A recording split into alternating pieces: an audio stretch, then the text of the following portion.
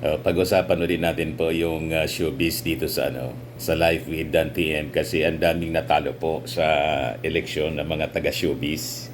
Medyo nadala na siguro po yung mga mamamayang Pilipino sa paglalagay sa posisyon ng napakaraming mga taga-showbiz. Sa pagkasenador lang po, ang lumusot sa showbiz po, si Lito Lapid, pagkatapos si Tito Sen, si Ipe, si Willie Revillame, si Bong Revilla na incumbent, didagdag pa natin si Manny Pacquiao kasi si Manny Pacquiao showbiz na rin. Hindi lang sports, pang showbiz pa. Lahat talo, mga kababayan. Pati si Jimmy Bondok pala. So I think unti-unti nang nagmamature yung ating mga botante. Kahit yung dating mag-asawa pala, Marjorie at Dennis Padilla pala talo. Marjorie Barreto, Dennis Padilla, minalas dahil sa pagbabardagulan. Yan kasi, ang akala nila, lalo silang sisikat. Sumikat nga sa katarantaduan. Di ba? Dalawang bagay kasi yung pagpasikat, yung pagsikat ng isang tao. Pwede sa paggawa ng kabutihan, pagtulong, o pwede sa paggawa ng masama. Pwede sa abilidad, sikat ka dahil magaling ka, o pwede din sa stupidity.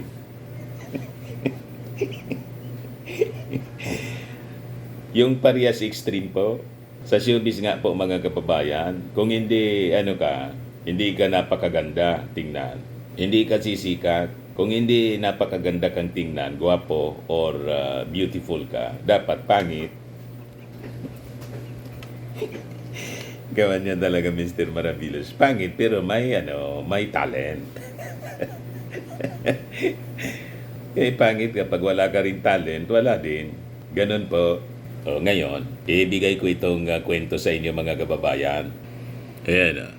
Sabi dito, sa halip na malungkot at makisimpatya, tila inasar pa ng netizen sina Marjorie Barreto at Dennis Padilla matapos matalo sa katatapos lang na 2025 midterm elections. Yan ang tao. Ang karamihan sa ating mga kababayan. Iwan ko kung bakit natutuwa sa misery. Pag minalas, pagalit sila. Adding insult to injury. Di ba? Natutuwa sa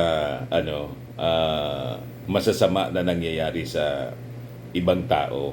Depende naman na niya yan, Mr. Maravillas. Kung yung tao kasi may nakikita silang masamang pag-uugali, kaya yung tao natutuwa, buti nga.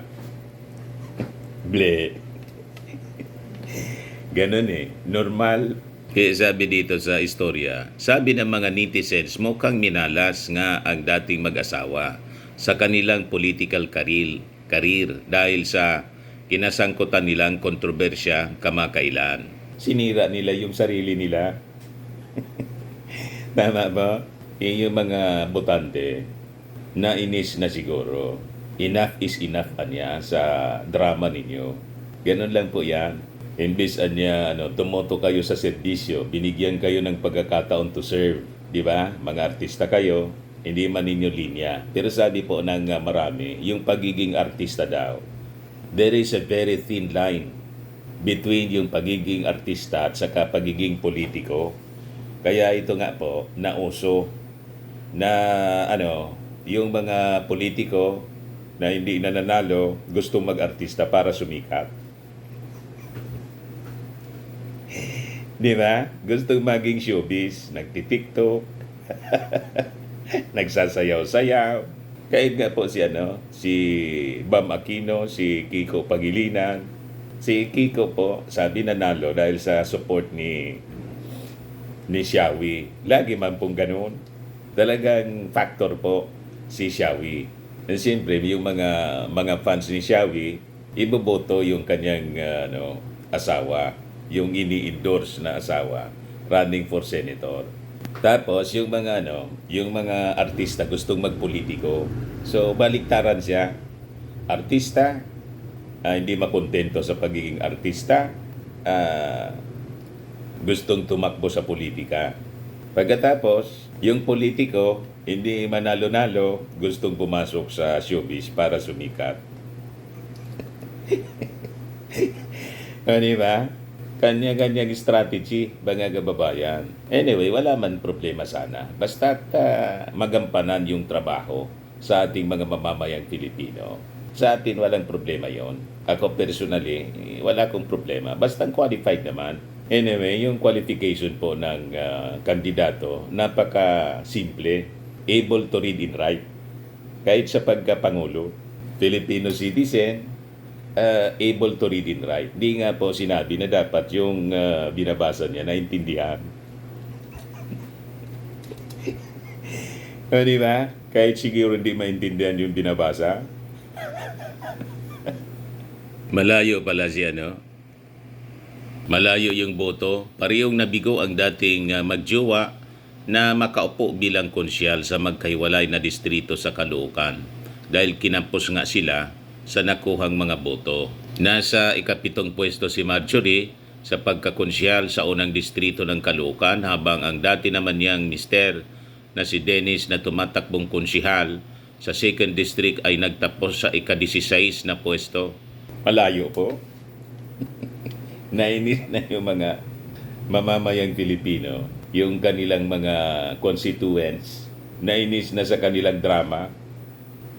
Malayo yung ranking ni yung rank 16. Ibig sabihin siguro sukang-suka na yung mga taga-Caloocan kay Dennis Padilla. Ginulo yung wedding ng kanyang anak, hindi marunong magpasensya. Di ba? That was the moment ng anak mo. Sabi nga, magpasalamat ka na lang kasi in-invite ka pa rin kahit pabaya kang magulang. Pero ang gusto niya kasi, lagi siyang bida. Yung pagiging bida-bida niya, gusto magbida-bida, yung perception na pala ng tao, tingin, hindi na bida, kundi kontrabida. Kontrabida sa buhay ng mga taga-Caloocan. At pati ng kanyang asawa dati, kanyang pamilya. So, tinuldukan na ng mga taga-Caloocan ang kanilang political career. Pareho sila rejected, pero mas matindi yung rejection kay Dennis Padilla. Lalo siyang iiyak niyan. So sabi dito, base sa mga nabasa naming komento, hindi nakatulong sa kanila ang pagbabatuhan ng masasakit na salita pagkatapos ng kontrobersyal na wedding ng anak nilang si Claudia Barreto. Hindi naman talaga po maganda yung nangyari. Kahit nga tayo po, hindi natin nagustuhan kasi yung mga conflict sa family, bakit kailangan mong sabihin sa social media? Di ba? Ayun tuloy, pati yung anak nilang si Leon, hindi na makatiis si Leon. Sinagot na rin kasi nauna si Dennis Padilla na mag-rant mga kababayan sa social media. Sabi ni Leon, yamang pinili mo anya na magsalita ng magsalita, imbes na mag-message na lang sa amin o kausapin kami ng personal, ito na, sasagutin kita sa social media na rin. You see, hindi magandang halimbawa yung pinakita mga kababayan ni Dennis Padilla. O ngayon, napuno na rin pati mga taga-Caloocan. Kinastigo silang mag-asawa ngayon. Matapang na nagsalita si Marjorie laban sa komedyante matapos itong maglabas ng sama ng loob sa social media dahil hindi siya ang nagatid sa altar sa kanyang anak. Pinaiya nila, mga kababayan, yung kanilang anak. Hindi lang siyang ikinasal si Claudia, yung pinahiya, pati yung mga kapatid. Di ba? Kaya sari-sari yung naging reaksyon ng ating mga netizens ng mamamayang Pilipino. Ayan, unti-unti nang nagigising ang taong bayan. Di na looks at showbiz status ang basihan ng botante ngayon. Nagising na sila, lalo na mga youth. Yung bagong generation ngayon po, mga kababayan, nagiging mapanuri na po. So that is good. Ibig sabihin, nagpo-progress na po tayo. Unti-unti na pong namumulat sa katotohanan ang ating mga mamamayang Pilipino, lalo na po yung ating mga kabataan, na hindi basta pogi, maganda, sikat, ay kailangan nating iluklok sa posisyon. Kasi nakikita nila yung nangyayari sa ating bayan. Thank you Lord, di na nadaan sa kanta at sayaw ang mga kabataang Pinoy. May pagbabago na talaga. Grabe na practice ngayong eleksyon ang matalinong pagboto. Congrats sa mga mamamayan. Buti naman natalo na sila. Nagising na din yung mga tao sa pagvote ng artista. Di na po popularidad ang panlaban ng mga artista ngayon. Natuto na ang mga Pinoy na di porket kilala o sikat at iboboto na. Naging bukas na ang isip ng karamihan. Nakikinig na kung talagang may mabuting plataporma at nakikita na kung ito'y natutupad nila. Dapat bantayan natin po yung mga nakaupo, artista, hindi artista. Dapat based doon sa kanilang performance, sa kanilang nagawa para sa ating bayan. Sabi ni Lynn Cuerdo Alba, kasi ba naman personal na buhay at pamilya nga nila di nila maayos-ayos, buhay pa ng nasasakupan nila, may mabuting magagawa sila. Tama. Yun ang lagi pong sinasabi natin. Tingnan ninyo yung pamilya mismo. Kung hindi maayos yung pamilya, tulad ni Ipe, gustong ayusin yung gusto niyang tumulong para maayos yung Pilipinas. Hindi nga niya maayos yung kanyang pamilya, wasak. Kaya 'di ba, may nabasa tayo na post, sinupalpal daw ni Gloria Diaz itong si Ipe, magpadala ka muna niya ng kwarta, ng pera sa anak mo.